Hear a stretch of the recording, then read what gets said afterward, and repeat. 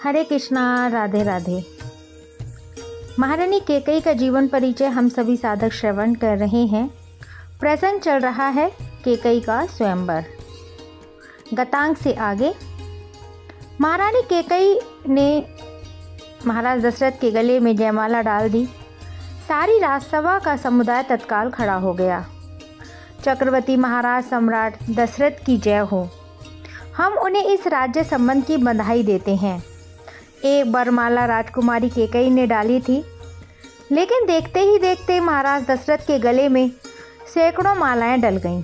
जितने भी राजागण आए हुए थे सब महाराज के सम्मान में आकर उनके सामने नतमस्तक होकर विजय माला उनके गले में डालकर विदा लेते रहे।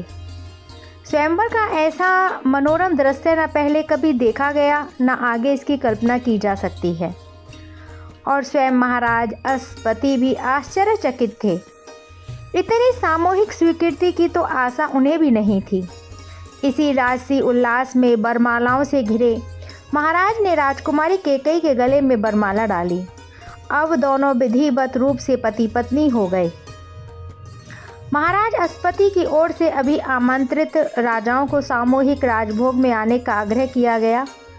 नियत समय पर यह राजसी भोजन संपन्न हुआ।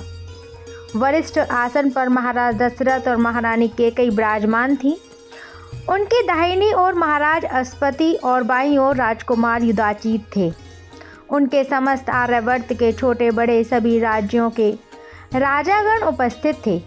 सभी अभ्यागत राजाओं ने महाराज दशरथ की भूरी भूरी प्रशंसा करते हुए उनका यशोगान करते हुए कहा, जिस प्रकार समस्त तारे भी पृथ्वी को प्रकाशित नहीं कर पाते, लेकिन केवल एक चंद्रमा अपनी चांदनी से सारा वातावरण दीप्तिमान कर देता है, आज हम सब तारों के समान हैं और महाराज दशरथ की चांदनी से प्रकाशित अनुभव कर रहे हैं। हमारा विश्वास है कि चक्रवर्ती सम्राट का यह स्नेह और आशीर्वाद ही नहीं, बल्कि इनका वरद हस्त भी हमें इसी प्रकार मिलता रहेगा। अंत में महाराज अश्वपति ने सभा में दशरथ के साथ साथ सभी को संबोधित करते हुए कहा, मेरा यह परम सौभाग्य है कि राजकुमारी कैकेयी के माध्यम से अयोध्या राज्य से मेरे आत्मीय संबंध बने हैं। मैं तो आर्यावर्त का पहरेदार हूँ, बाहर से होने वाले आक्रमणों से रक्षा करता हूँ, लेकिन अब अनुभव कर रहा हूँ कि मैं बूढ़ा हो गया हूँ। मेरी भुजाओं में अब इतनी शक्ति नहीं है कि मैं अब प्रहरी की भूमिका सशक्त रूप से निभा सकूं। इसीलिए मैं अपने पद पर राजकुमार युधाजित को यह दायित्व सौंप रहा हूं, लेकिन युधाजित अभी कुमार हैं। जब तक वे शक्ति संपन्न हो तब तक हमें एकजुटता और विश्वास की आवश्यकता है। इसीलिए केंद्र का हमारे ऊपर विश्वास और हमें उनका भरोसा दोनों मिलने आवश्यक है और इस संबंध में कोई शंका ना हो। इसीलिए मैंने विश्वास को और अधिक प्रगाढ़ करने के लिए यह कदम उठाया है। कैकेयी का कन्यादान महाराज दशरथ के हाथों करके मैं आज अपने आप को दायित्व मुक्त अनुभव कर रहा हूँ। सम्राट चक्रवर्ती हैं, मैं उनको आशीर्वाद देने की स्थिति में तो नहीं, लेकिन जामाता को एक ससुर की हैसियत से तो आशीर्वाद दे ही सकता हूँ। ईश्वर करे कि वे संतानवान हों, अयोध्या में एक सशक्त युवराज हो और आर्यावर्त उत्तरात उत्तरत उन्नति करता चला जाए। किसी भी शत्रु की आंख इस पर ना टिके, मेरी यही कामना है। महाराज दशरथ इस विराट सम्मान के बाद अपने स्थान से खड़े होकर महाराज अश्वपति के प्रति अपनी श्रद्धा और भक्ति प्रदर्शित करते हुए बोले, राजन, आप पिता तुल्य हैं। आपने जो विश्वास रघुकुल वंशी दशरथ पर किया है, मैं रघुकुल की मर्यादा को साक्षी करते हुए कहता हूँ, उसका सदैव सम्मान किया जाएगा। कभी आपके विश्वास को ठेस नहीं पहुँचेगी। और फिर यह भी कहता हूँ कि अब से कैकेयी के देश के सम्मान की रक्षा अवधपति अपने सम्मान की भांति ही करेंगे। आपने संतान के लिए अवध के युवराज के लिए शुभकामनाएं की हैं। ईश्वर करे यह दिन शीघ्र आए और मैं भी यही चाहता हूँ कि अयोध्या को उसका युवराज मिल जाए। सभी उपस्थित राजाओं ने मेरा जो सम्मान किया है, मेरी चेष्टा को स्वीकार करते हुए स्वयंवर में मैं स्वयं को प्रतियोगिता से हटाकर कैकेयी के लिए मेरे वरण को सुलभ किया है, मैं सबका आभार मानता हूँ।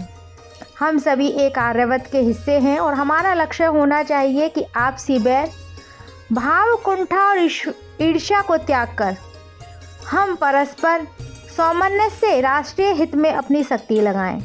मैं सबका हृदय से स्वागत करता हूँ। राज भोज बड़े उत्साह और उल्लास से समाप्त हुआ। महाराज अश्वति के आग्रह पर महाराज दशरथ ने अब एक जामाता के रूप में उनका कक्ष में महाराज दशरथ विराजमान थे, लेकिन अब वे राजभवन के अतिथि थे।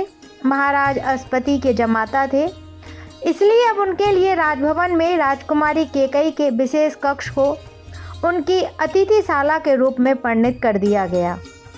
यह महाराज दशरथ का विवाह के पश्चात अतिथि रूप में कैकेयी देश में और राजभवन में पहला दिन था। राजकुमारी कैकेयी अब महारानी कैकेयी थी। महारानी तो वह तभी होंगी जब अयोध्या नगरी में महाराज दशरथ के वाम भाग में सभा भवन में बैठेंगी। उनका अपना एक विशेष कक्ष होगा और कैकेयी भवन होगा। दर्पण के सामने आज एक नई कैकेयी थी।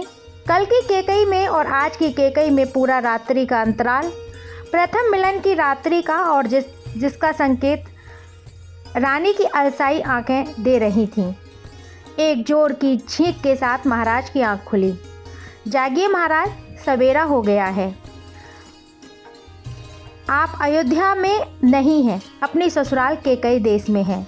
ओहो, यह तो मैं भूल ही गया। हमें आज ही प्रस्थान करना है। आपके स्नान की व्यवस्था हो चुकी है। सेवक आपकी प्रतीक्षा कर रहे हैं। आपको महाराज से भी मिलना है। अब सारी व्यवस्था हो जाने के बाद विदा की बारी थी। जिस पुत्री को महाराज अश्वति ने बड़े लाड़ प्यार से पाला था, अब उसको विदा करने का समय आ गया था। जैसे ही रानी कैकेयी पिता के समीप गई, महाराज अश्वति की अनुभवी आंखों ने यह ताड़ने में भूल नहीं की कि उनका जामाता उनकी पुत्री को स्वीकार है। कैकेयी के चेहरे पर सलज्ज उल्लास देखकर, आंखों में एक नया राग देखकर महाराज को संतोष हुआ, लेकिन फिर भी पिता की आंखें आंसुओं से भर गईं और विदा के क्षणों में उन्होंने महाराज दशरथ से कहा, राजन, मेरी यह पुत्री बड़े लाड़ प्यार से पाली गई है। मेरे यहाँ इसे किसी प्रकार का अभाव नहीं था। अब आपके हाथों सौंपता हूँ। यदि इससे कोई भूल हो जाए तो क्षमा करना। आप स्वयं सब प्रकार से समर्थ और ज्ञानवान हैं, उद्दाता हैं। मुझे विश्वास है कि यह अपनी सहपत्नियों के साथ भली प्रकार निभाएगी, लेकिन इसे आपका प्रेम और विश्वास सहारा देंगे। अब इसका ख्याल आप रखेंगे। यह क्षण बड़ा संवेदनशील होता है क्योंकि मार्मिक भी होता है। महाराज दशरथ भी भावुक हो उठे और विदा के समय महाराज अश्वति से बोले, राजन, मैं समझता हूँ आप कैकेयी के बारे में कभी कोई अवहेलना या उपेक्षा का समाचार नहीं सुनेंगे। यह मेरे लिए कौशल्य और सुमित्रा से भी बढ़कर है। अपनी क्षमता से भी अधिक दान दहेज के साथ महाराज अश्वति ने अपनी कन्या को विदा किया। भाई युधाजीत भी बहुत दूर तक साथ आया, लेकिन कहाँ तक जाता, सीमा तक जाकर लौट आया।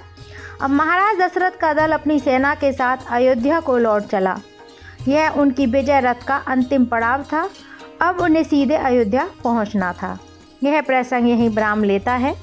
हरे कृष्णा, राधे राधे।